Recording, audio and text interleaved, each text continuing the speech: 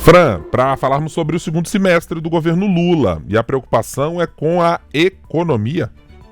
Exatamente, o governo federal agora nesse finzinho aí de ano está preocupado muito com a percepção das pessoas sobre a área econômica. Pesquisas mostraram internamente para o governo que a preocupação com a economia chega a ser maior do que com outras áreas que são, digamos que popularmente citadas, como por exemplo educação e até mesmo violência, e isso acendeu ali um sinal vermelho. A avaliação é de que, pelo menos internamente no governo, eles entendem que o governo Lula, durante esse novo mandato, e principalmente nesse novo ano, intensificou ações, por exemplo, para dar mais visão, dar mais visibilidade a projetos sociais, como, por exemplo, Minha Casa Minha Vida. O presidente tem rodado o país todo, inaugurando, anunciando obras nesse sentido. Também com o PAC Seleções, que está previsto aí obras em diferentes áreas de infraestrutura, como educação, também saneamento básico, enfim.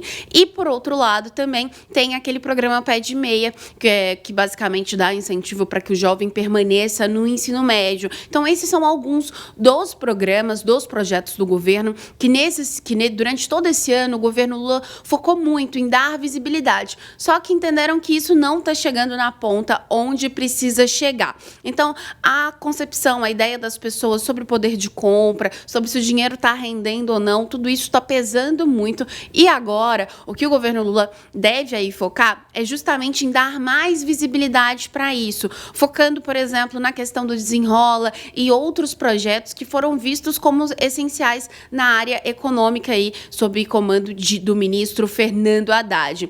Outra carta na manga do governo, mas aí a gente pode pensar para o início do ano que vem, mas que nesse ano já começa com uma transição, é com a chegada de Galípolo para o comando do Banco Central. Por mais que seja uma instituição independente, o governo entende que tem uma boa interlocução com ele, que assume a partir do dia 1º de janeiro, e com isso vão ter mais conversas, principalmente relacionadas à questão da inflação e também dos juros. Mas o governo agora, com a volta do ministro Paulo Pimenta para o comando da Secretaria de Comunicação Social, ele que antes estava lá à frente do Ministério Extraordinário de Reconstrução do Rio Grande do Sul e depois ficou focado na campanha lá no Rio Grande do Sul, agora volta e com isso ele deve aí mobilizar essa área justamente para dar ênfase ao que Lula quer, que é a questão da economia.